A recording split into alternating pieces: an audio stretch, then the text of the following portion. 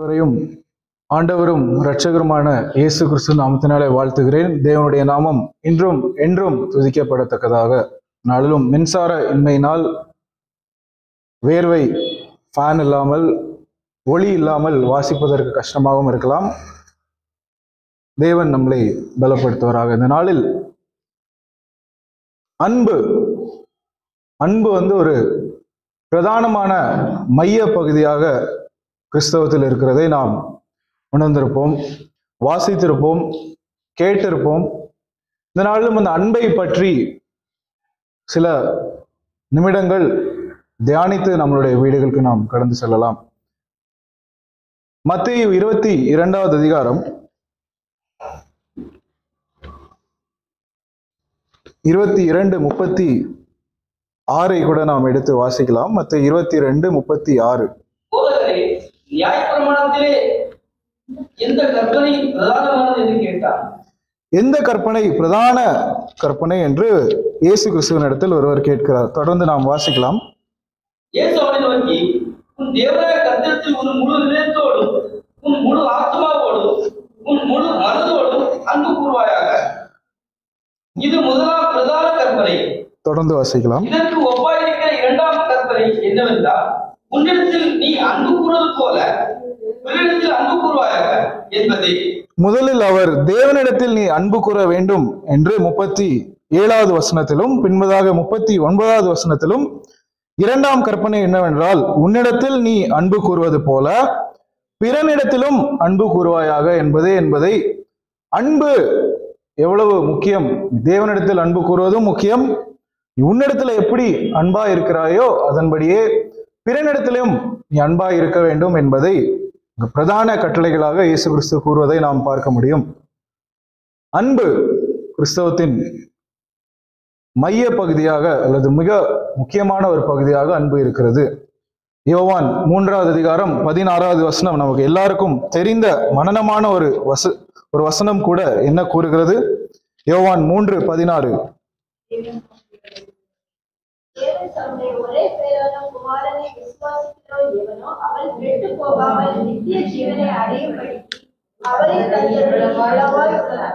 அவரை ஒரு சொந்த குமாரனையே நமக்காக தந்து இவ்வளவாய் உலகத்தில் அன்பு கூர்ந்தார் என்று இங்கேயும் நாம் அன்பை குறித்து கிறிஸ்தவத்தில் எவ்வளவு முக்கியம் என்று பார்க்கிறோம். இந்த உலகத்தில் நமக்கு அநேக அன்புகளை தெரிந்திருக்கக்கூடும். இந்த உலகத்தில் நாம் பிறக்கும் பொழுது தாய் நம்மளை பெற்றெடுக்கிறாள். தாய் தன்னுடைய குழந்தை மீது காட்டுகிற ஒரு அன்பு, அந்த குழந்தை தாய் மீது காட்டுகிற ஒரு அன்பு, தகப்பன் பிள்ளைக்கு இருக்கிற அன்பு, அதே அன்பு வயது சென்ற பொழுது அதே தகப்பன்மார்களையும் அதே தாய்மார்களையும் ஓல்டேஜ் ஹோம்ல சேர்க்கிற அன்புகளையும் நாம் பார்த்திருக்கிறோம். தம்பி தங்கை அன்பு, எவ்வளவு சண்டை போடுகிறார்கள், எவ்வளவு அடி போடுகிறார்கள். ஆனாலும் என்னவாக இருந்தாலும் என்னுடைய அண்ணன், என்னுடைய தம்பி, என்னுடைய தங்கை, என்னுடைய அக்கா என்று ஒரு நொடியில் அந்த பாசம், அந்த அன்பு, அதையும் நாம் பார்த்திருக்கிறோம். சிறிது வளர்ந்த பின்பதாக நண்பர்கள், நம்மளை வாழ வைக்கிற நண்பர்கள், நம்மளை உயர்த்துகிற நண்பர்கள், சில பேர் நாம் கஷ்டப்படணும் என்றும் சில நண்பர்கள் இருக்கிறார்கள். ஒரு வருடம் அல்லது சில மாதங்கள் தெரிந்த நண்பர்கள் உண்டு. வாழ்க்கை முடியும் மட்டும் இருக்கிற நண்பர்களும் நமக்கு உண்டு. அந்த அன்பையும் நாம் அறிந்திருக்கிறோம். செல்ல பிராணிகள் வளர்க்கிற அன்பு உண்டு. நாய்கள், பூனைகள், கிளி, மீன்கள் கூட சில பேர் வளர்ப்பார்கள். அப்படி ஒரு அன்பையும் நாம் பார்த்திருக்கிறோம். கணவன் மனைவி அன்பு. ஒரு மனிதன் சராசரியாக 60 வருடம் வாழ்கிறான் என்றால் அதில் ஒரு 20-25 ஆண்டுகள், முதல் 25 ஆண்டுகள் அவன் பெற்றோரோடு பள்ளிக்கூடத்தில் பாதி நேரம், கல்லூரியில் பாதி நேரம், அப்படி போய் மிச்சம் 40-45 வருடம் அவனுடைய வாழ்க்கை ஆயுசு நாளில், அதாவது ஒரு 1/3 அவன் கணவனோடும் மனைவியோடும் அவன் வாழ்கிறான். அந்த அன்பையும் நாம் பார்த்திருக்கிறோம். பிள்ளைகளுக்காக வாழ்கிற அன்பு, அதையும் என் பிள்ளைக்காக நான் என்னவும் செய்வேன், அவனுடைய கஷ்டம் எதுவும் படக்கூடாது என்று அந்த அன்பையும் நாம் பார்த்திருக்கிறோம். இப்படி தாய்மார்கள், பெற்றோர்களின் அன்பு, சகோதர சகோதரி அன்பு, நண்பர் அன்பு, செல்ல பிராணியின் அன்பு, நம்மளுடைய கணவன் மனைவி அன்பு, பிள்ளைகளின் அன்பு, பேர பிள்ளைகளின் அன்பு, இப்படி ஒவ்வொரு அன்பையும் நம்மளுடைய வாழ்க்கையில் இந்த உலகத்தில் நாம் பார்த்திருக்கிறோம். கிரேக்க மொழியில் இந்த எல்லா அன்புமே ஒரே அன்பா அப்படின்னு கேட்டா, ஒவ்வொரு பெற்றோருக்கும் பிள்ளைக்கும் இருக்கிற அன்பு ஒரு வகை, நண்பர்களிடத்தில் இருக்கிற ஒரு அன்பு வேற, கணவன் மனைவி இருக்கிற ஒரு அன்பு வேற. அப்படி பலவேறு அன்புகள் இருக்கிற பொழுதில் கிரேக்க மொழியில் 3 வார்த்தைகளை பயன்படுத்துகிறதை நாம் பார்க்கலாம். ஒரு வார்த்தை கணவன் மனைவிக்குள்ள இருக்கிற ஒரு அன்பையும், இன்னொரு வார்த்தை நண்பர்கள் நட்பு குறித்த ஒரு வார்த்தையும், மூன்றாவதாக வேதாகமத்தில் அநேக முறை தேவ அன்பை குறிப்பிடுவதற்கு, வசனத்தில் வருகிற தேவ அன்பை குறிப்பிடுவதற்கு அகாப்பே என்ற ஒரு கிரேக்க வார்த்தையை அவர்கள் எங்கெல்லாம் தேவன் உங்களை அன்பு கூறுகிறார் அப்படின்னு வருகிற நிறைய இடத்துல, 99% இடத்துல அகாப்பே என்கிற ஒரு கிரேக்க வார்த்தை பயன்பட்டு இருக்கிறது. இந்த அகாப்பே என்றால் அன்கண்டிஷனல் லவ், நிபந்தனை அற்ற, நான் ஒருவருக்கு இது பண்ணியிருக்கிறேன் அதனால எனக்கு அவர்கள் பண்ணுகிறார்கள் என்ற அன்பு கிடையாது.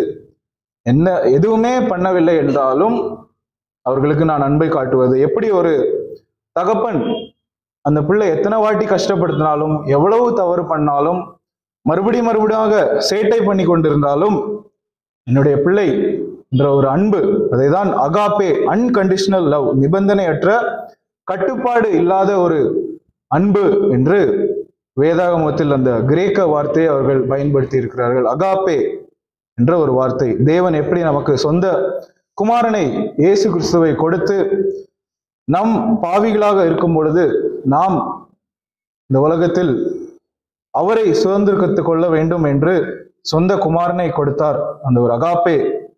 இந்த நாளில் நாம் 1 கொரிந்தியர்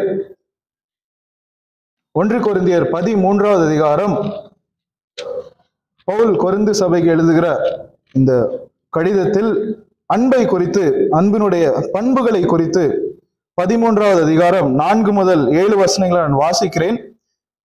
அன்பினுடைய 15 பண்புகளை இந்த பகுதியில் அவர் கூறுகிறதை காண முடியும்.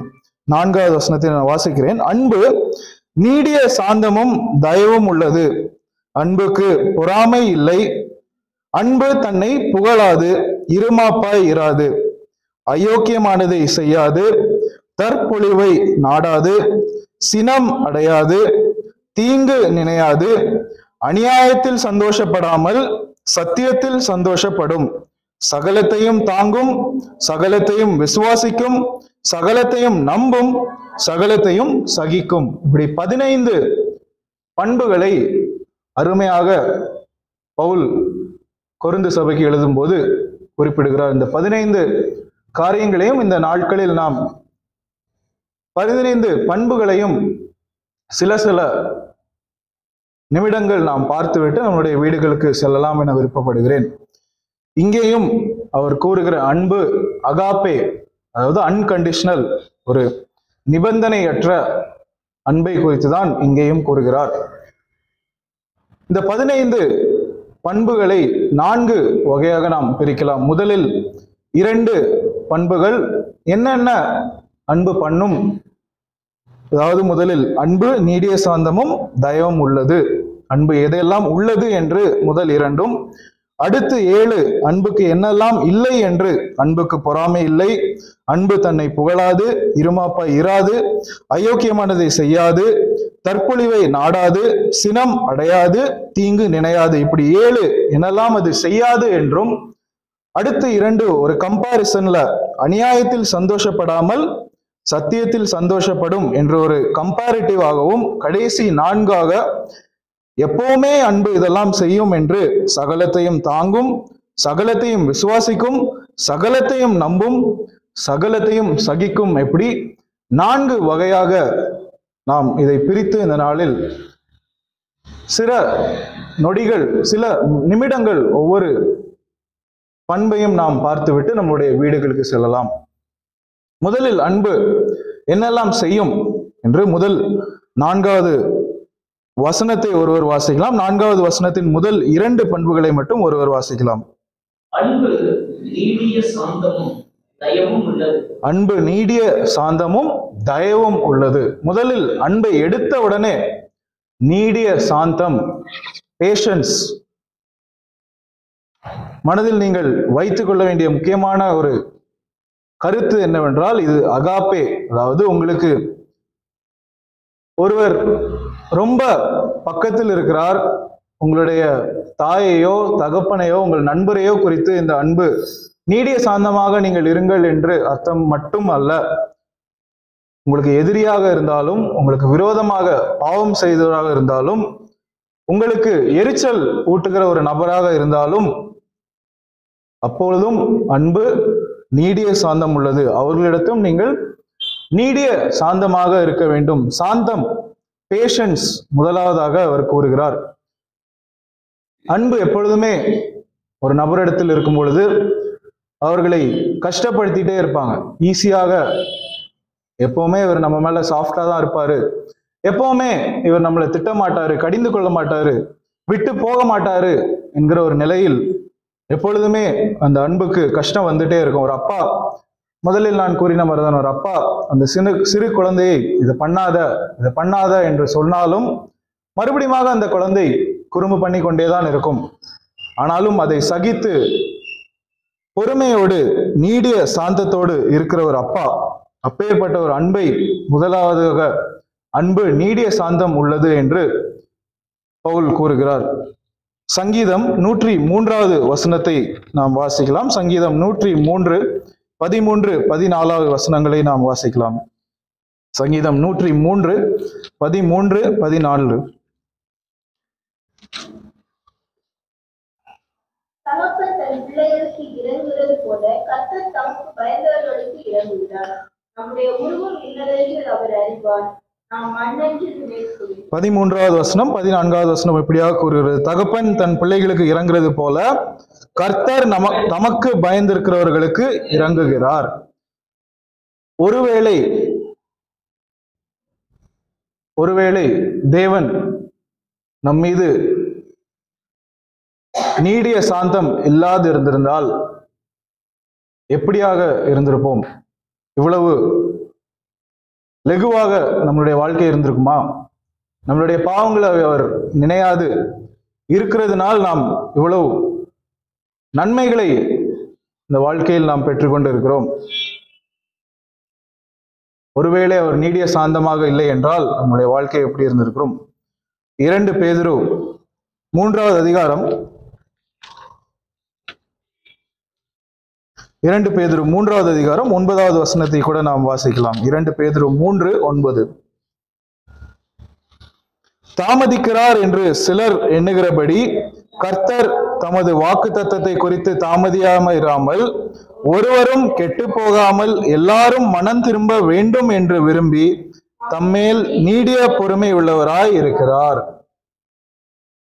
அதேதான், தேவன் நம் மீது பொறுமை இல்லாது இருந்திருந்தால், மறுபடியும் நான் வாசிக்கிறேன், தாமதிக்கிறார் என்று சிலர் எண்ணுகிறபடி கர்த்தர் தமது வாக்குத்தத்தத்தை குறித்து தாமதமாய் இராமல் ஒருவரும் கெட்டு போகாமல் எல்லாரும் மனம் திரும்ப வேண்டும் என்று விரும்பி நம்மேல் நீடிய பொறுமை உள்ளவராய் இருக்கிறார். அன்பு, நம்மேல் அவர் வைத்திருக்கிற அன்பு முதல் பண்பாக நீடிய பொறுமை. நீடிய பொறுமையினால் இந்த நாளிலும் நம்மளுடைய பாவங்களை தேவன் இன்னும் ஒரு வாய்ப்பு அவனுக்கு கொடுத்து பார்ப்போம், இன்னும் ஒரு நாள் கொடுத்து பார்ப்போம். இந்த முறை மாறிவிடுவான், நாளை மாறிவிடுவான், அடுத்த முறை அவன் மாறிவிடுவான் என்ற ஒவ்வொரு வாய்ப்புகளை நீடிய சாந்தத்தோடு தேவன் நம் மீது அன்பாக இருக்கிறார். 1 தீமோத்தேயு 1வது அதிகாரம் 1 தீமோத்தேயு 1வது அதிகாரம் 15, 16 கூட வாசிக்கலாம். பக்கம் 286வது பக்கம். 1 தீமோத்தேயு ஒப்புவிக்கப்பட்ட அந்த நற்பொருளை நமக்குள்ளே வாசம் பண்ணுகிற 1 தீமோத்தேயு 1வது அதிகாரம் 15, 16. பாவிகளை ரட்சிக்க கிறிஸ்து இயேசு உலகத்தில் வந்தார் என்கிற வார்த்தை உண்மையும் எல்லா அங்கீகரிப்புக்கும் பாத்திரமானது. அவர்களில் பிரதான பாவி நான். அப்படி இருந்தும் நித்திய ஜீவனை அடையும்படி இனிமேல் இயேசு கிறிஸ்துவில் விசுவாசமாய் இருப்பவர்களுக்கு கிறிஸ்தவம் உண்டாகும் பொருட்டு பிரதான பாவியாகிய என்னிடத்தில் அவர் எல்லா நீடிய பொறுமையையும் காண்பிக்கும்படி இரக்கம் பெற்றேன். இங்கு பவுல் தன்னை பிரதான பாவி, 15வது வசனத்தில் நான் வாசிக்கிறேன், பாவிகளை ரட்சிக்க கிறிஸ்து இயேசு உலகத்தில் வந்தார் என்கிற வார்த்தை உண்மையும் எல்லா அங்கீகரிப்பிற்கும் பாத்திரமும் ஆனது. அவர்களில் பிரதான பாவி நான். அப்படி இருந்தும் நித்திய ஜீவனை அடையும்படி இனிமேல் இயேசு கிறிஸ்துவனிடத்தில் விசுவாசமாய் இருக்கிறவர்களுக்கு திருஷ்டாந்தமும் உண்டாகும் பொருட்டு பிரதான பாவியாகிய என்னிடத்தில் அவர் எல்லா நீடிய பொறுமையையும் காண்பிக்கும்படிக்கு இரக்கம் பெற்றேன். நம் மீது அவர் காட்டுகிற நீடிய பொறுமைக்கு, அவர் காட்டுகிற அந்த இரக்கம் பெற்றிருக்கிறோம். நீடிய பொறுமைக்கு நாம் இரக்கம் பெற்றிருக்கிறோம். அன்பு முதலாவது பண்பாக நாம் நீடிய பொறுமையை பார்த்திருக்கிறோம். மறுபடியும் நாம் 1 கொரிந்தியர் வாசித்த அந்த பகுதிக்கு 2வது பண்பை நாம் பார்க்கலாம். 1 கொரிந்தியர் 13வது அதிகாரம் 4வது வசனத்தின் முதல் 2வது பண்பை வாசிக்கலாம். அன்பு நீடிய சாந்தமும் தயவும் உள்ளது. 2வதாக அன்பை குறித்து அவர் தயவு, கைண்ட்னஸ், அடுத்தவர்களிடத்தில் காட்டுகிற தயவு. ஒரு நபரிடத்தில் நாம் தயவாக இருப்பது, கைண்ட் ஹார்ட்டட் அப்படிங்கிறது நமக்கு அவ்வளோ காசு செலவு பண்ணுவதோ ரொம்ப கடினமான விஷயம் கிடையாது. ஒரு நபர் போகிறார்கள் என்றால் ஒரு எளிதாக தேங்க்யூ என்று சொல்லுகிறது கூட ஒரு தயவு தான். ஹோட்டல் போறோம், நமக்கு சர்வர் ஃபுட் கொடுக்குறாங்க, யாரோ ஒரு நபர், தெரிந்தவர்கள் கிடையாது, தெரியாதவர்கள் கிடையாது, ஆனால் நன்றி என்று கூறுவதற்கு நமக்கு வாய் வருகிறதா? அதுவும் ஒரு தயவு தான். அப்படி சிறிய சிறிய காரியங்கள் அன்பு இருக்கும் பொழுது தயவு கூட இருக்கிறது என்று நாம் பார்க்கிறோம். நீதிமொழிகள் 12வது அதிகாரம்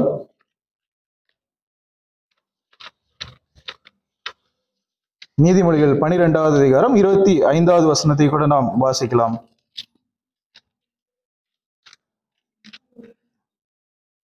நீதிமொழிகள் 12 இறுதிக்குள்ள கவலை அதை விடுக்கும் நல் வார்த்தையோ அதை மகிழ்ச்சியாக்கும் என்று நீதிமொழிகள் 12:25. ஒரு நபரில் நாம் அன்பு காட்டுகிற பொழுது, அவர்கள் மீது நாம் தயவாக இருக்கும் பொழுது, கைண்ட்னஸ் இருக்கும் பொழுது, வசனம் இப்படியாக கூறுகிறது, 25வது வசனம், நல் வார்த்தையோ அதை மகிழ்ச்சியாக்கும். லெகுவான ஒரு விஷயம், அவ்வளோ காசு செலவு பண்ணுறதோ கஷ்டமான ஒரு இதுவோ கிடையாது. அவர்கள் கூறும் பொழுது அவர்களுடைய மனது சந்தோஷமாக இருக்கும். ரோமர் 2வது அதிகாரம் 4வது வசனத்தை கூட நாம் வாசிக்கலாம். ரோமர் 2:4.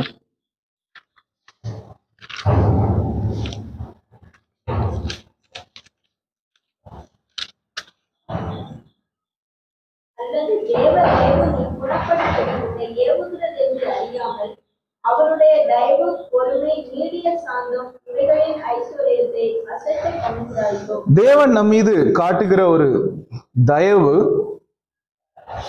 ஒவ்வொரு நாளும் நம் மீது அவர் காட்டுகிற ஒரு அன்பு, அதை நாம் அசட்டை பண்ணி கொண்டு இருக்கிறோமா?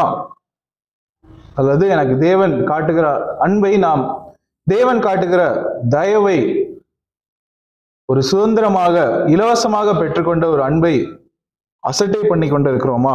அதை தான் 4வது வசனத்தில் அவர் கேட்கிறார். தேவ தயவு நீ குணப்படும்படி உன்னை ஏவுகிறது என்று அறியாமல், அவர் காட்டுகிற அன்பை நீ சரியான வாழ்க்கையை நீ வாழ வேண்டும் என்பதை அறியாமல், அவருடைய தயவு, பொறுமை, நீடிய சாந்தம் இவைகளின் ஐஸ்வர்யத்தை அசட்டை பண்ணுகிறாயா? எப்பவுமே அவர் நம்ம இது தயவோடு தான் இருப்பார். இந்த இந்த ஒரு முறை பாவம் பண்ணாலும் அவர் தயவோடு தான் இருக்க போகிறார்.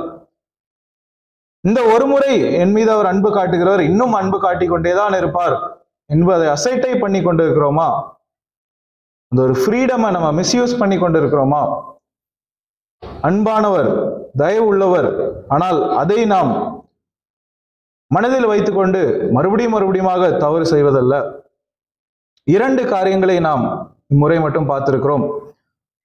நீடிய பொறுமை, அன்பு இருக்கிற பொழுது நீடிய பொறுமை இருக்கிறது, அன்பு இருக்கும் பொழுது தயவு இருக்கிறது. தேவன் நம் மீது காட்டின இந்த அன்பிற்கும் நீடிய பொறுமைக்கும் தயவுக்கும் அவரை அசட்டை பண்ணாதபடிக்கு அவர் மீது நாம் சார்ந்திருக்க வேண்டும்.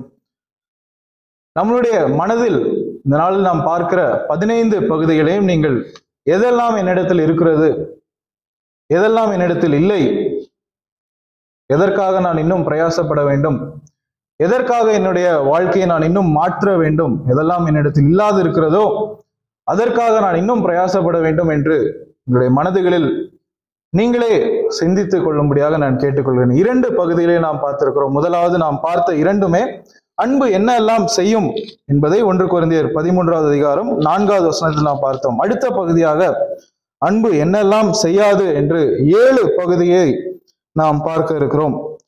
4வது வசனத்தை நான் வாசிக்கிறேன். 4வது வசனத்து 2வது பகுதி, அன்புக்கு பொறாமை இல்லை, அன்பு தன்னை புகழாது, அன்பு இருமாப்பா இராது,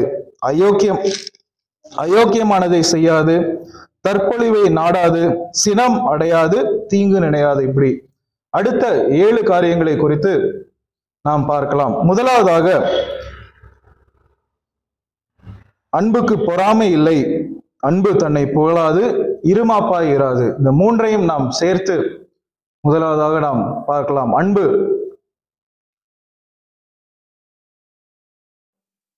பொறாமை, அன்புக்கு பொறாமை இல்லை. பொறாமை மனிதனுக்கு அடுத்தவருடைய வாழ்க்கையை பார்த்து பொறாமை, அவனிடத்தில் இருக்கிற காரியங்களை குறித்து பொறாமை, அவனுடைய அழகை குறித்து பொறாமை, எப்படி தன்னை வெளி காட்டுகிறானோ அதில் ஒரு பொறாமை. அன்பு இருக்கிற பொழுது பொறாமைக்கு இடம் இல்லை. தெளிவாக அன்புக்கு பொறாமை இல்லை என்று தெளிவாக வசனம் கூறுகிறது. ஒரு இடத்தில் நாம் உண்மையான அன்பை காட்டுகிற பொழுது அதே நபரை குறித்து நாம் பொறாமைப்பட்டு கொண்டிருந்தோம் என்றால் ஏதாவது ஒண்ணுதான் பண்ண முடியும். உண்மையான அன்பை காட்டுகிற இடத்தில் பொறாமை இருக்க முடியாது. வாசிக்க வேண்டாம். ஆதியாகமத்தில் நாம் எல்லாருக்கும் தெரிந்த ஒரு கதை, நடந்த ஒரு சம்பவம். யோசேப்பை தனது சகோதரர்கள் எல்லாம் எப்படி பொறாமையினால் ஒப்பு கொடுத்தார்கள் என்று நமக்கு தெரியும். மார்க்கு 15வது அதிகாரம் எப்படி இயேசு கிறிஸ்துவை கூட இந்த பொறாமையினால் அவர்கள் கொடுத்தார் என்பதை நாம் வாசிக்கலாம். மார்க்கு 15வது அதிகாரம் 9வது வசனத்தை கூட நாம் வாசிக்கலாம். பொறாமையினாலே பிரதான ஆசாரியர்கள் அவரை ஒப்புக் கொடுத்தார்கள் என்று பொறாமையினாலே பிரதான ஆசாரியர்கள் இயேசு கிறிஸ்துவை ஒப்பு கொடுத்தார்கள் என்று மார்க்கு 15வது அதிகாரம் 9வது வசனத்தில் நாம் பார்க்கிறோம். பொறாமை எங்கேயெல்லாம் எப்படியெல்லாம் செய்திருக்கிறது என்று பாருங்கள். இயேசு கிறிஸ்து அந்த காலத்தில் அவர் பேசுகிற ஒவ்வொரு வார்த்தைகளையும் மக்கள் கேட்டு அவர்களிடத்தில் அநேக முக்கியத்துவத்தை கொண்டு வந்து இயேசு கிறிஸ்து ரொம்ப பாப்புலராக இருக்கிறார், இயேசு கிறிஸ்துவினிடத்தில் எல்லாரும் செல்லுகிறார்கள், அநேக அற்புதங்களை அவர் செய்கிறார், எல்லாரும் அவர் பின்னாடியே கொண்டு போய் இருக்கிறார்கள் என்று அந்த ஒரு பொறாமையினால் இயேசு கிறிஸ்துவையே ஒப்பு கொடுக்கிறதை நாம் இங்கு பார்க்கிறோம். மறுபடியும் நான் வாசிக்கிறேன் 9வது வசனம். பொறாமையினாலே பிரதான ஆசாரியர்கள் அவரை ஒப்பு கொடுத்தார்கள் என்று பிலாத்து அறிந்து. ஒரு பொறாமை எப்படியாக கொஞ்சம் கொஞ்சமாக ஒரு பாய்சனஸாக இயேசு கிறிஸ்துவை ஒப்பு கொடுக்கிற அளவிற்கு இந்த பொறாமை அவர்களை எப்படியாக மாற்றிக்கொண்டிருக்கிறதை பார்க்கிறோம். நீதிமொழிகள் 14வது அதிகாரம், நீதிமொழிகள் 14வது அதிகாரம் 30வது வசனத்தை கூட நாம் வாசிக்கலாம். 14:30.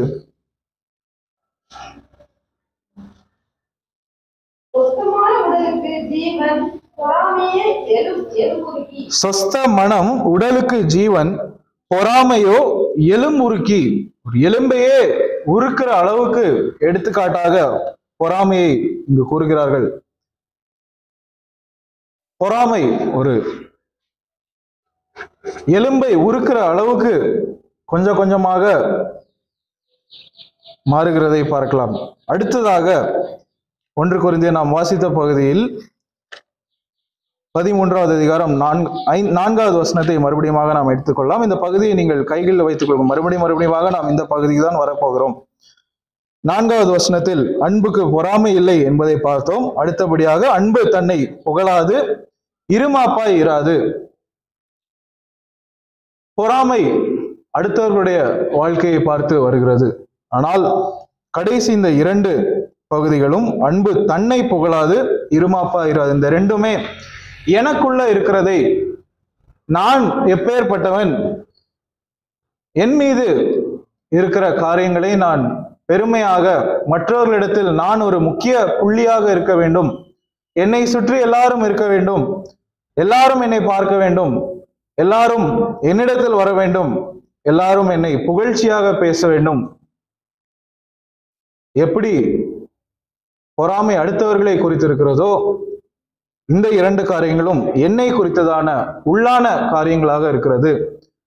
ஒரு உடை நான் அணிந்து கொண்டேன் என்றால் அதை ஒரு 10 பேர் பார்க்க வேண்டும். 10 பேர் மத்தியில் நான் தான் பெரிய ஆளாக இருக்க வேண்டும்.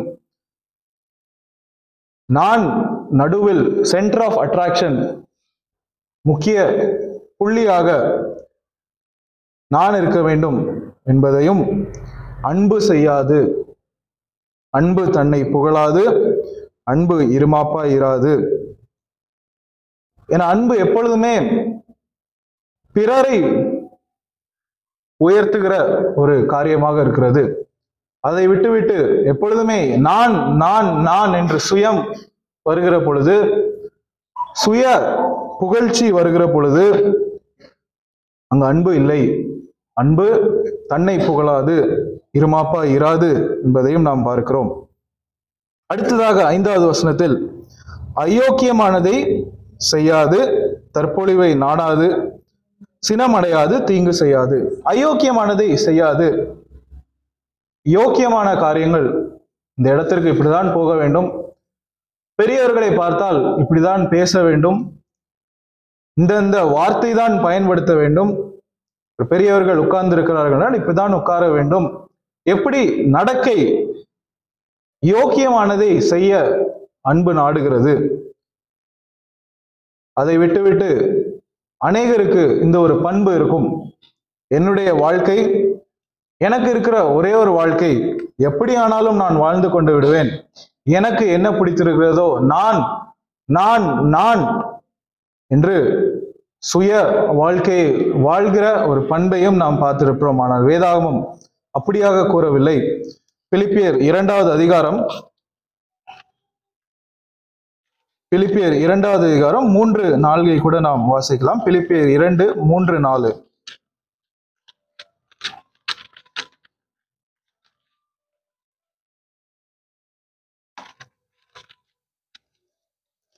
ஒன்றையும் வாதினாலாவது வீண் பெருமையினாலாவது செய்யாமல் மன தாழ்மையினாலே ஒருவரை ஒருவர் தங்களிலும் மேன்மையானவர்களாக எண்ண கடவீர்கள். அவனவன் தனக்கானவைகளை அல்ல பிறனுக்கானவைகளையும் நோக்குவானாக. பக்கம் 271வது பக்கம், பிலிப்பியர் 2வது அதிகாரம் 3-4 இப்படியாக கூறுகிறது. உன்னுடைய மாத்திரம் அல்ல, 4வது வசனம், அவனவன் தனக்கானவைகளை அல்ல பிறனுக்கானவைகளையும் நோக்குவானாக. எப்பொழுதுமே நான், என்னுடைய வாழ்க்கை, என்னுடைய லெகு இதுவாக இருக்கிறது, எனக்கு இது ஈஸியாக இருக்கிறது, மற்றவர்களை பற்றி எனக்கு என்ன கவலை, நான் என்று அன்பு இருக்காது. அன்பு எல்லாரையும் சேர்த்து அவனவன் தனக்கானவைகளை அல்ல பிறனுக்கானவைகளையும் நோக்குவானாக. அதுதான் அன்பாக கூறுகிறார், வேதாகமம் கூறுகிறது. அன்பு பிறனுடைய வீழ்ச்சி, அவன் கீழே விழுகிறதை பார்த்து அதை பார்த்து நான் பெரிதாக நிற்க முடியும். 10 பேர்ல 8 பேர் கஷ்டப்படுகிறார்கள், அப்பொழுது மிச்சம் 2 பேர் நாங்கள் மேலோன்றி நிற்கிறோம். அது எனக்கு ஒரு பாசிட்டிவ் அல்ல. அந்த 8 பேர் ஏன் கஷ்டப்படுகிறார்கள், அவரிடத்தில் நான் பேசி அவர்களிடத்தில் நான் போகிற பொழுதுதான் அதுதான் அன்பு என்று வேதாகம் தெளிவாக கூறுகிறது. இயேசு கிறிஸ்து இதுக்கு பிரதான மாதிரியாக இருக்கிறார். மார்க்கு 10வது அதிகாரம் 45வது வசனத்தை கூட நாம் வாசிக்கலாம். மார்க்கு 10வது அதிகாரம் 45வது வசனம், பக்கம் 64. மார்க்கு 10:45. மனுஷகுமாரன் ஊழியம் கொள்ளும்படி வராமல் ஊழியம் செய்யவும் அநேகரை மீட்கும் பொருளாக தம்முடைய ஜீவனை கொடுக்கவும் வந்தார் என்றார். இயேசு கிறிஸ்து பல்வேறு அற்புதங்களை செய்தார். வல்லமை உள்ளவர், தேவனாக இருக்கிறார். அப்படி இருக்கும் பொழுது அநேகர் இடத்துல அவர் பெருமையாக கூறியிருக்கலாம், நல்ல ஒரு கோட் சூட் அணிந்திருந்திருக்கலாம், எல்லார் மத்தியிலும் நான் தான் பெரியவன் என்று நின்றிருக்கலாம். ஆனால் வசனம் எப்படியாக கூறுகிறது, இயேசு கிறிஸ்து எப்படி இருந்தாராம்? 45வது வசனத்தை நான் வாசிக்கிறேன். மனுஷகுமாரனும் ஊழியம் கொள்ளும்படி வராமல், அதாவது அவருக்கு ஊழியம் செய்யணும், அவரை எல்லாரும் தாங்கணும் என்று வராமல், ஊழியம் செய்யவும், அவர் அடுத்தவர்களை ஊழியம் செய்யவும், அநேகரை மீட்கும் பொருளாக தம்முடைய ஜீவனை கொடுக்கவும் வந்தார். பெயர்பட்ட ஒரு உதாரணம், எப்படியாக நாம் வாழ வேண்டும், அன்பு என்றால் என்ன என்பதை தெளிவாக இயேசு கிறிஸ்து வாழ்ந்து காட்டிக்கொண்டு போயிருக்கிறார். அன்பு அயோக்கியமானதை செய்யாது. அன்பு 1 கொரிந்தியர் 13வது வசனத்திற்காக நாம் மறுபடியும் வருவோம். 13வது அதிகாரம் 4வது வசனம். அன்பு வெளிசாது, தயவு உள்ளது, அன்புக்கு புறாகிறது, அன்பு தன்னை புகழாது, இருமாப்பாய் இராது. தன்னை புகழாது, இருமாப்பாய் இராது, அயோக்கியமானதை செய்யாது, தற்பொழிவை நாடாது, சினம் அடையாது, தீங்கு நினையாது. சினம், இந்த 2, சினம் மற்றும் தீங்கு நினையாது. தீங்கு நினையாது என்றால் பிறருக்கு நாம் நினைக்கிற தீங்கு அல்ல, அவன் கஷ்டப்பட வேண்டும், அவனுக்கு எல்லாம் கஷ்டமாக முடிய வேண்டும் என்று ஒரு வார்த்தை அல்ல. தீங்கு நினையாது என்றால் நடந்த கஷ்டங்களை, நடந்த தீங்கானவைகளை அது நினைத்து கொண்டு இருக்காது, மறந்து விடுகிற ஒரு அன்பு. 2 வார்த்தைகளும், ஒன்று சினம் அடையாது. சினம் அடையாது என்றால் உடனடியாக கோபம், சிறிய சிறிய காரியங்களுக்கும். வெளியே பார்க்கிறதற்கு ரொம்ப நிதானமானவர், ரொம்ப பண்புள்ளவர், ரொம்ப நீடிய சாந்தம் உள்ளவர் என்று இருக்கிற ஒரு நபர், சின்ன ஒரு காரியம் அவருடைய வாழ்க்கையில் தவறாக போன உடனே சினம், கோபம், லைட்டா யாராவது தட்டி விட்டாலும் உடனே கோபம். அதுதான் அன்பு, சினம் அடையாது. நீதிமொழிகள் 19வது அதிகாரம் 11வது வசனத்தை கூட நாம் வாசிக்கலாம். நீதிமொழிகள் 19:11.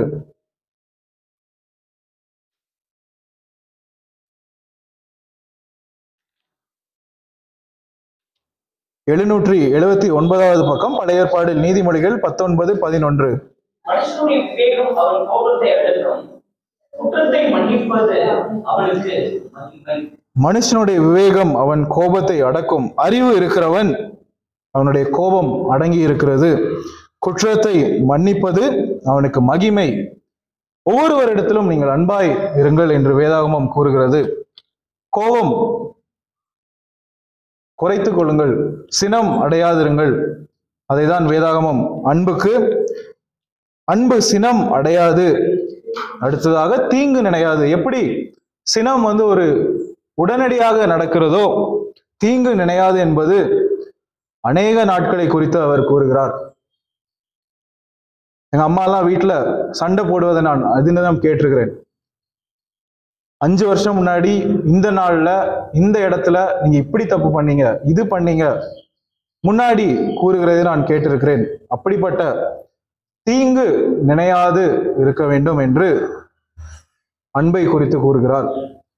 நேற்று நடந்த காரியங்கள் நமக்கு மறந்திருக்கும். நேற்று தேவன் நடத்தின நன்மைகளை நாம் மறந்திருப்போம். நம்மளை எப்படியாக அருமையாக நடத்தினார் என்பதை நாம் மறந்திருப்போம். எத்தனையோ விபத்துகளை நாம் கடந்து வந்திருப்போம். அதையெல்லாம் மறக்கிற இந்த இருதயம் தீங்கை மாத்திரம் எப்பொழுதுமே நினைத்து கொண்டு, அந்த நாளில் எனக்கு இந்த கஷ்டம் நடந்தது, இப்படி நடந்தது, அப்படி நடந்தது என்று நினைத்து கொண்டே இருப்பது அன்பு இல்லை. சங்கீதம் 130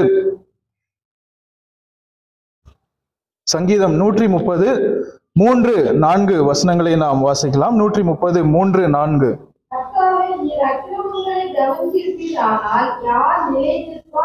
கர்த்தாவே, நீர் அக்கிரமங்களை கவனித்திருப்பீரானால் யார் நிலை நிற்பான்? ஆண்டவரே, உமக்கு பயப்படும்படிக்கு உம்மிடத்தில் மன்னிப்பு உண்டு. ஒருவேளை நம்ம ஒவ்வொரு கஷ்டங்களையும் ஒவ்வொரு தீங்குகளையும் நினைக்கிற மாதிரி தேவன் நம்ம மீது நினைத்திருந்தால் எவ்வளவு நாள் நம்ம வாழ்ந்திருப்போம்னு நினைக்கிறீங்க? எல்லா தீங்கையும் அவர் நினைத்து நினைத்து நினைத்து சிறு வயதிலிருந்து அவன் இந்த பாவத்தை செய்தான், இந்த பாவத்தை செய்தான், அப்படி நடந்தான், இப்படி நடந்தான் என்று ஒருவேளை தேவன் நினைத்தால் நம்முடைய வாழ்க்கை எப்படி இருக்கும்? அதான் தேவன் நம் மீது காட்டுகிற அன்பு. அன்பு தீங்கு நினையாது. 2 கொரிந்தியர் 5வது அதிகாரம் 19வது வசனத்தை கூட நாம் வாசிக்கலாம். தேவன் உலகத்தாருடைய பாவங்களை எண்ணாமல் கிறிஸ்துவுக்குள் அவர்களை தமக்கு ஒப்புரவாக்கி ஒப்புரவாக்குதலின் உபதேசத்தை எங்களிடத்தில் ஒப்புவித்தார். அதேதான், தேவன் உலகத்தாருடைய பாவங்களை எண்ணாமல் கிறிஸ்துவுக்குள் அவர்களை தமக்கு ஒப்புரவாக்கினார். நம்மளுடைய பாவங்களை எல்லாம் எண்ணாமல் தனது சொந்த குமாரனையே கொடுத்து இளவாய் உலகத்தில் அன்பு கூர்ந்தார் என்று நாம் வாசித்தோம். அதே பகுதியை இங்கு கூறுகிறார். ஒப்புரவாக்குதல், நம்ம பாவங்களை எல்லாம் அவர் மறந்து அந்த தீங்கை நினையாதபடிக்கு நம்மளை அவரோட பிள்ளைகளாக சேர்த்து கொண்டிருக்கிறார். எரேமியா 31வது அதிகாரம் 31-34 கூட நாம் வாசிக்கலாம்.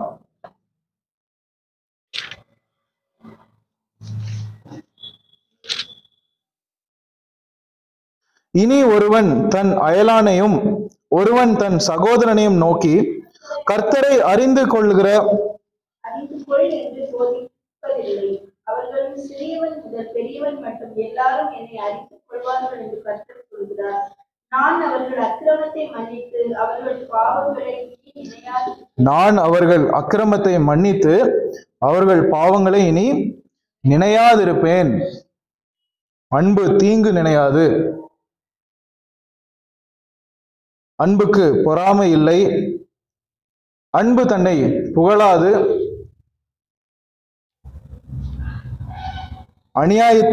மன்னிக்கவும், அயோக்கியமானதை செய்யாது, தற்பொழிவை நாடாது, சினம் அடையாது, தீங்கு நினையாது. இப்படி 7 காரியங்களையும் நெகட்டிவாக என்னெல்லாம் அன்பு செய்யாது என்பதையும் நாம் பார்த்திருக்கிறோம். முதலில் நான் கூறின மாதிரி உங்களுடைய மனதில் நீங்கள் யோசித்துக் கொண்டே வாருங்கள். எதெல்லாம் என்னிடத்தில் இருக்கிறது? சினம் இருக்கிறதா? தீங்கு நான் நினைத்து கொண்டிருக்கிறேனா? அயோக்கியமானதை செய்து கொண்டிருக்கிறேனா? தற்பொழிவை நாடிக்கொண்டிருக்கிறேனா? பொறாமை என்னிடத்தில் இருக்கிறதா? புகழ்ச்சி என்னிடத்தில் இருக்கிறதா? இருமாப்பு என்னிடத்தில் இருக்கிறதா? நீங்கள் உங்களுடைய மனதுகளில் சிந்தித்துக் கொண்டே வாருங்கள்.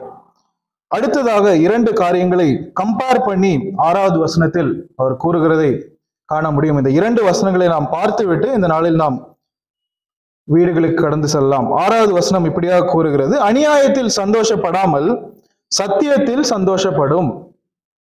அன்பு இருக்கிற என்னிடத்தில் அநியாயம் நடக்கும் பொழுது என்னுடைய மனது சஞ்சலப்படுகிறதாக இருக்க வேண்டும். அநியாயத்தில் என்னுடைய மனம் சந்தோஷப்படுகிறதாக இருக்கக்கூடாது. என் கண் முன்னாடி ஒரு அக்கிரமம் நடக்கிறது, தேவனை தூஷிக்கிறார்கள், தேவனுடைய வார்த்தைக்கு இணங்க அவர்கள் நடக்காமல் இருக்கிறார்கள், பரியாசம் செய்து கொண்டு இருக்கிறார்கள். அப்படி இருக்கும் பொழுது என்னுடைய அன்பு இருக்கிறது என்றால் அங்கு என்னுடைய சந்தோஷம் இருக்கக்கூடாது. அயோக்கியம் அநியாயத்தில் சந்தோஷப்படாமல் சத்தியத்தில் சந்தோஷப்படுகிறதாக அன்பு இருக்கிறது. சங்கீதம் 119வது சங்கீதத்தை நாம் எடுத்துக்கொள்ளலாம். சங்கீதம் 119 136வது வசனம், 119 136, பக்கம் 749வது பக்கத்தில் இருக்கிறது. வாசிக்கலாம். உடைய வேதத்தை மனுஷர் காத்து நடவாதபடியால் என் கண்களில் இருந்து நீர் தாரைகள் ஓடுகிறது. என் கண்களில் இருந்து நீர் தாரைகள் ஓடுகிறது. எதனால என்றால் உம்முடைய வேதத்தை மனுஷர் காத்து நடவாதபடியால் என் கண்களில் இருந்து நீர் தாரைகள் ஓடுகிறது. அநியாயத்தில் பார்க்கும் பொழுது, வேதத்தை மனிதர்கள் கடைபிடிக்காத பொழுது என்னுடைய மனம், என்னுடைய கண்களில் இருந்து கண்ணீர் வருகிறது என்று சங்கீதக்காரன் கூறுகிறார். அடுத்தவர்களுடைய கஷ்டம், அடுத்தவர் அநியாயத்தில் இருக்கிறார்கள் என்றால் அதை பார்த்து சந்தோஷப்படுவது அன்பு அல்ல. இதெல்லாம், இந்த அன்பு எல்லாம் மறுபடியும் நான் நினைப்பு கூட்டுகிறேன். அகாப்பே, அதாவது நமக்கு பிடித்தவர்களோ நமக்கு நன்மை செய்தவர்களுக்கோ நாம் காட்டுகிற பண்புகள் இது அல்ல. எனக்கு எதிரியாக இருந்தாலும், எனக்கு விரோதவராக இருந்தாலும், தெரியாதவர்களாக இருந்தாலும் அவர்களையும் குறித்து காட்டுகிற பண்பை குறித்து தான் இங்கு கூறுகிறார். அப்படி வரும் பொழுது அநியாயத்தில் சந்தோஷப்படாமல், எனக்கு பிடித்த ஒரு நபருக்கு அநியாயம் வந்தா அவரிடத்தில் நான் காட்டுகிற ஒரு அன்பு, அதே அன்பு பிடிக்காத ஒரு நபர், வெறுக்கிற ஒரு நபர், நமக்கு தீங்கு செய்த ஒரு நபர், அவருடைய வாழ்க்கையில் கஷ்டம் வருகிற பொழுது, அவர்களுடைய வாழ்க்கையில் ஒரு அநியாயம் நடக்கிற பொழுது அந்த அநியாயத்தை நாம் தட்டி கேட்கிறோமா, அல்லது எனக்கு பண்ணதுக்கு உனக்கு சரி மாறியாக நடந்து விட்டது என்று சந்தோஷப்படுகிறோமா? அயோக்கியமானதை மன்னிக்கவும். அநியாயத்தில் சந்தோஷப்படாமல் சத்தியத்தில் சந்தோஷப்படும். நம்முடைய அன்பு சத்தியத்தில் சந்தோஷப்படுகிறதாக இருக்க வேண்டும். கொஞ்சம் வேதம் இப்படி கூறுகிறது, கொஞ்சம் நான் மாறி போய்கிறேன், சத்தியம் இப்படிதான் இருக்கிறது, ஆனாலும் லைட்டா கொஞ்சம் வளைஞ்சுக்கலாம், தேவன் நம்மளை எப்பொழுதுமே நீடிய பொறுமையாக இருக்கிறவர், இதையும் அவர் மன்னித்து விடுவார் என்று அல்ல. சத்தியம் இதுதான் கூறியிருக்கிறது என்றால் இதுதான் செய்ய வேண்டும். அநியாயத்தில் சந்தோஷப்படாமல் சத்தியத்தில் சந்தோஷப்படும். சத்தியத்தில் சந்தோஷப்படுகிற பொழுது நமக்கு பிடித்த அநேகரிடத்தில் யோசித்து பார்த்தோம் என்றால் அவர்கள் செய்வது தவறு என்று அவர்களிடத்தில் நாம் கூறும் பொழுது அவர்களிடத்தில் நமக்கு ஒரு சண்டை நேரிடலாம் என்று நாம் சொல்லாமல் இருப்பது அநேக முறை நடந்திருக்கும். ஒரு எடுத்துக்காட்டுக்கு, உங்களுடைய கல்லூரி வாழ்க்கையை நீங்கள் நினைத்து பாருங்கள். 5 நபர்கள், 5 நண்பர்கள் இருக்கிறார்கள் என்றால் அரியர் போட்டாதான் கெத்து, எதுவுமே படிக்க கூடாது, கிளாஸுக்கு போக வேண்டாம், வா வெளியே போலாம், சுத்தலாம் என்று அந்த 5 நபர்கள் இருக்கக்கூடும். ஆனால் வெளியே வந்து வேலை தேடுகிற ஒரு நபருக்கு தான் தெரியும், அதையெல்லாம் ஒழுங்கா படித்திருந்தா இந்த நேரத்துக்கு நான் நல்ல ஒரு வேலையில உட்கார்ந்துருப்பேன், அந்த நேரத்துல எனக்கு அவ்வளவுதான் அறிவு, அவ்வளவுதான், வெளியே போகணும், ஜாலியா இருக்கணும், 5 நபர்கள் கூட இருக்கிற நண்பர்கள் இதுதான் கெத்து, வா வெளியே போலாம் அப்படின்னு சொல்லுகிறதுனால அவர்களை நாம் அவர்களோடு சேர்ந்து நம்மும் போய்விடுவோம். ஆனால் வெளியே இருக்க ஒரு நபருக்கு தான் உண்மையாக அந்த 5 நபர்களும் 5 நண்பர்களும் அவர் அந்த 5 நபர்கள் மீது பாசமாக இருந்திருந்தால் என்றால், அன்பு காட்டியிருந்தால் என்றால்,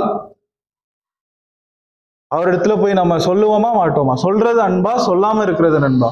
அந்த 5 நண்பர்களை நம்ம பார்த்து, இல்லப்பா நீ போய் படிக்கணும், படிச்சாதான் உனக்கு வேலை, படிச்சாதான் உனக்கு வேலையில எல்லாம் புரியும், இல்லைன்னா உனக்கு எதுவும் புரியாது என்று சொல்லி அவர்களை திருத்துகிறது தான் அன்பு. அநியாயத்தில் சந்தோஷப்படாமல் சத்தியத்தில் சந்தோஷப்படும், இதுதான் அன்பு. ஒரு நபரை நாம் பார்த்து, இல்ல நீ பண்றது தப்பு, இப்படி பண்றதுதான் சரி, இதுதான் சத்தியம் என்று கூறுகிறதுக்கு நமக்கு கஷ்டமாக இருக்கிறது என்றால், உண்மையாவே அவர்கள் மீது நாம் அன்பை காட்டுகிறோமா என்பதை நம்மை நாமே கேட்டுக்கொள்கிற ஒரு கேள்வியாக இந்த வேளையில் உங்கள் முன்பதாக வைக்கிறேன். கடைசி 4 விஷயங்கள் 7வது வசனத்தில் பவுல் கூறுகிறார். சகலத்தையும் தாங்கும், சகலத்தையும் விசுவாசிக்கும், சகலத்தையும் நம்பும், சகலத்தையும் சகிக்கும்.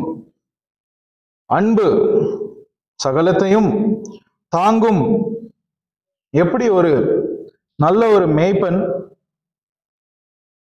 99 ஆடுகள் குறித்து சந்தோஷப்படாமல் அந்த ஒரு ஆடை குறித்தும், ஐயோ அந்த ஒரு ஆடு கஷ்டப்படுகிறதே என்று போய் அதையும் தாங்குகிற ஒரு நல்ல மேய்ப்பன், அதுதான் அன்பு. ஒரு அப்பா எப்படி அந்த பிள்ளைகளை எப்பொழுதுமே தாங்கி கொண்டிருக்கிறார். கஷ்டம் வந்தாலும் வேதனை வந்தாலும் அவருடைய வாழ்க்கையில் இருக்கிற கஷ்டத்தை வெளிக்காட்டாமல் அந்த பிள்ளையை அன்பாக தாங்கி கொண்டிருக்கிறார். அதுதான் அன்பு. கடைசி 3 பண்புகள், சகலத்தையும் விசுவாசிக்கும், சகலத்தையும் நம்பும், சகலத்தையும் சகிக்கும். இந்த 3ஐயும் நீங்கள் சேர்ந்து யோசித்துக் கொள்ளும்படியாக உங்கள் கேட்டுக்கொள்கிறேன். ஒரு சகலத்தையும் நம்பிக்கொண்டிருக்கிற ஒரு அன்பு. வாழ்க்கையில திடீர்னு ஒரு கஷ்டம் வந்துருச்சு, தேவன் ஒரு சோதனையை கொடுத்து விட்டார் என்றால் அவர் மீது இருக்கிற நம்பிக்கை எங்கே போகிறது? உண்மையான அன்பு, தேவன் மீது உண்மையான அன்பு இருக்கும் பொழுது தேவன் கொடுத்திருக்கிற சோதனையை சகித்து, கண்டிப்பாக எனக்கு தேவன் நன்மையை தான் வைத்திருப்பார் என்று அவரை நம்பி அவர் மீது விசுவாசத்தை வைத்துக்கொண்டு இன்னும் தொடர்ந்து அவர் மீது நான் வருகிறது தான் அன்பு. அதை விட்டுவிட்டு எதையுமே சகிக்காம, எதையுமே நம்பாம, வசனம் இப்படிதான் கூறுகிறது ஆனா அதை நான் நம்ப மாட்டேன், என்னுடைய வாழ்க்கையில கஷ்டம் வருது, என்னுடைய வாழ்க்கையில் துன்பம் வருது, என்னுடைய வாழ்க்கையில் வேதனை வருகிறது என்று விட்டு போகிறது கிறிஸ்தவம் அல்ல, விட்டு போகிறது அன்பும் அல்ல. அன்பு சகலத்தையும் விசுவாசிக்கும், சகலத்தையும் நம்பும், சகலத்தையும் சகிக்கும். லூக்கா 23வது அதிகாரம் 34வது வசனத்தை கூட நாம் வாசிக்கலாம்.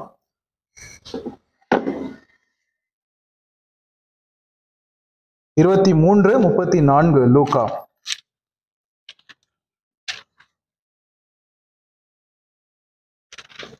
அப்பொழுது இயேசு, பிதாவே இவர்களுக்கு மன்னியும், தாங்கள் செய்கிறது இன்னதென்று அறியாதிருக்கிறார்களே என்றார். தாங்கள் செய்கிறது இன்னதென்று அறியாதிருக்கிறார்களே. சகலத்தையும் சகிக்கிற ஒரு இயேசு கிறிஸ்து, அந்த அன்பு நமக்கு இருக்கிறதா? அவரை எவ்வளவு கஷ்டப்படுத்தி இருக்கிறார்கள். எல்லாருக்கும் நமக்கு தெரிந்த ஒரு பகுதி. அநேகர் படங்களில் கூட சித்தரிக்கப்பட்டவர்களை கூட நாம் பார்த்திருப்போம், வாசித்திருப்போம், உணர்ந்திருப்போம். இயேசு கிறிஸ்து எவ்வளவு வேதனைகளை பட்டிருப்பார். அதையெல்லாம் சகித்து அப்பொழுதும் அவர் கூறுகிற வார்த்தை என்ன என்றால், இவர்கள் செய்வது இன்னதென்று அறியாது இருக்கிறார்கள், இவர்களுக்கு மன்னியும். அப்பேற்பட்ட ஒரு அன்பு. அன்பு சகலத்தையும் தாங்கும், சகலத்தையும் விசுவாசிக்கும், சகலத்தையும் நம்பும், சகலத்தையும் சகிக்கும். 15 பண்புகளை இந்த நாளில் நாம் பார்த்திருக்கிறோம். அகாப்பே, எனக்கு செய்தவர்கள், நன்மை செய்தவர்கள், என்னுடைய அப்பா, என்னுடைய பிள்ளை, என்னுடைய நண்பர், அவர்களை மாத்திரமல்ல, எனக்கு தெரியாதவர்கள், எனக்கு தீங்கு செய்தவர்கள், எரிச்சல் உண்டு பண்ணினவர்கள், எல்லாரையும் குறித்து இந்த அன்பு 15 காரியங்கள் கூறுகிறது. இயேசு கிறிஸ்து பிரதான உதாரணமாக நமக்கு இருக்கிறார். ஒவ்வொரு பண்புகளையும் வாழ்ந்து காட்டி சென்றவர் இயேசு கிறிஸ்து. ஒரு முறை நான் மறுபடியும் அந்த 15 பண்புகளையும் நான் வாசிக்கிறேன். நீங்கள் உங்கள் மனதில் இதெல்லாம் எனக்கு இருக்கிறது, இந்த நாளில் இதெல்லாம் எனக்கு இல்லை என்று உணர்ந்து நம்முடைய வாழ்க்கையில் இதற்கெல்லாம் நான் இன்னும் பிரயாசப்பட வேண்டும், இதற்கெல்லாம் இன்னும் நான் தேவனிடத்தில் ஜெபிக்க வேண்டும், இன்னும் நான் என்னுடைய வாழ்க்கையை மாற்றிக்கொள்ள வேண்டும் என்று பட்டியலிட்டு இந்த நாளில் நம்முடைய வீட்டுக்கு செல்லலாம். நான் வாசிக்கிறேன். 4வது வசனம். அன்பு நீடிய சாந்தமும் தயவும் உள்ளது, அன்புக்கு பொறாமை இல்லை.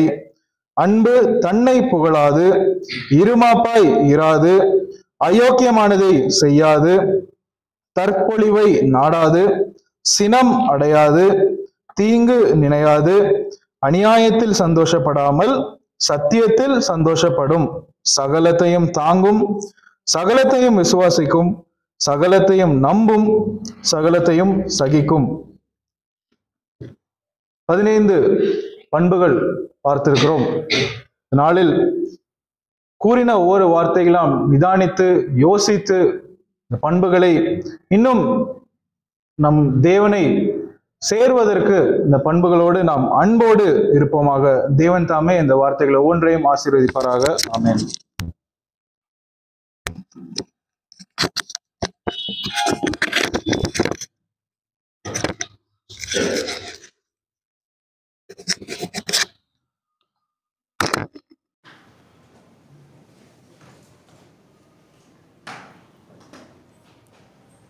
நம் யாவரும் இந்த அருமையான கர்த்தருடைய நல்ல நாளிலே தேவனுடைய மகத்துவமான வார்த்தைகளை நாம் கேட்டோம். நாம் கேட்ட வார்த்தை என்னன்னா, இன்னைக்கு வம்பு குறித்து அழகாக சொல்லி கொடுத்தார். என்ன கொடுத்தாரு? வம்பு கொடுத்தாரு, சொல்லி கொடுத்தாரு. இருக்கிறீங்களா எல்லாரும்? எதை குறித்து சொல்லி கொடுத்தார்? அன்பை குறித்து நமக்கு மிக அழகாக சொல்லி கொடுத்தார். ஒளிக்கு எதிரான ஒரு வார்த்தை இருளர் இல்லையா? ஜீவனுக்கு எதிரான ஒரு வார்த்தை மரணம். அதுபோல சத்தியத்திற்கு எதிரான ஒரு வார்த்தை பிழை. அன்புக்கு எதிரான ஒரு வார்த்தை எதுவென்றால் வெறுப்பு தான். வெறுப்பு எத்தனை நாள் இருக்குது அப்படின்லாம் கொஞ்சம் யோசிச்சு, அது எத்தனை நேரத்துக்கு இருக்குது, எந்த சமயம் வரைக்கும் இருக்குது. அன்புனாலே எவ்வளோ பெரிய மகா பெரிய அன்பினாலே தான் குடும்பம் இயங்குது. அன்பினாலே தான் ஒவ்வொருடைய வேலைக்குரிய காரியங்கள், இந்த சமுதாயத்தில் வாழ்வதற்கு, இந்த உலகத்தில் வாழ்வதற்கு அன்பு எப்பேற்பட்டதாக இருக்கிறது. வேதாகமத்தில் நாம் பார்க்கும் பொழுது, அன்பிலே பயம் இல்லை, பூரண அன்பு பயத்தை புறம்பே தள்ளும். தேவன் நம் மீது எப்படி இருக்கிறார் என்றால் அன்பாகவே இருக்கிறார். எப்படி இருக்கிறாரு? அவர் நம் மீது அன்பாக இருக்கிறார். அவர் நமக்கு வசனங்களை கொடுத்திருக்கிறார். அந்த வசனங்களை கை கொள்ளும் பொழுது நாம் இன்னும் தொடர்ந்து அன்பை நிலைநாட்டுவோம். நாம் யாவரும் எழுந்து நிற்போம். ஒரு பாடல் ஒன்று பாடுவோம். என் இயேசு ராஜாவுக்கே என்னாலும் ஸ்தோத்திரம் என்ற பாடலை ஒரு சரணங்களை பாடி நாம் ஜெபித்து நாம் கடந்து செல்வதற்கு முன்பதாக அன்புக்குரிய சகோதரர் அருள் பாலன் அவர்களும் சகோதரி சுஜி அவர்கள் முன்பதாக வருவார். விசேஷமாக அன்புக்குரிய லட்சுமி சகோதரி குடும்பத்தார் ஒரு ஸ்நாக்ஸ் ஆயத்தம் செய்திருக்கிறார்கள். வந்துடுச்சு. சரி, தொடர்ந்து நாம் ஜெபத்தோடு கூட நாம் பெற்று அந்த அன்பின் குடும்பங்களையும் ஆசீர்வதிக்க ஜெபிக்க நாம் யாவரும் ஜெபத்திலே ஒருமனப்படுவதற்கு முன்பதாக என் இயேசு ராஜாவுக்கே என்னாலும் ஸ்தோத்திரம் என்ற பாடலை பாடும். என் இயேசு ராஜாவுக்கே என்னாலும் ஸ்தோத்திரம், என்னோடு வாழ்வதற்கே என்னாலும் ஸ்தோத்திரம், என் இயேசு ராஜாவுக்கே என்னாலும் ஸ்தோத்திரம், என்னோடு வாழ்பவர்க்கே என்னாலும் ஸ்தோத்திரம். கர்த்தாவே நீர் செய்த நன்மைகளை நீர்